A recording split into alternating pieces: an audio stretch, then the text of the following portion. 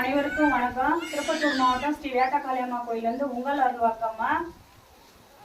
நேற்று கொடி ஏற்ற நாள் நல்லபடியாக சிறப்பாக முடிஞ்சு நம்ம கொடி ஏற்றிட்டோம். மாசி அமாவாசைக்காக நம்ம கொடி ஏற்றி அம்மா மாசி அமாவாசைக்கு தயாராகிட்டாங்க.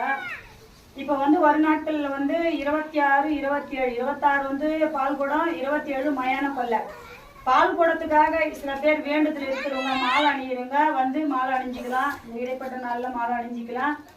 மாலைக்கு மாலையுடைய காணிக்கை என்னன்னா 501 ரூபாய். அதில் பால் குடம் மாலை கோயில் சார்பாக உங்களுக்கு 501 ரூபாய் அதனுடைய காணிக்கை. நீங்கள் மாலை போட்டுக்கணும்னு நினைக்கிறவங்க எனக்கு ஃபோன் பண்ணிட்டோ இல்லை நேரில் அழகாக மாலை போட்டுக்கலாம்.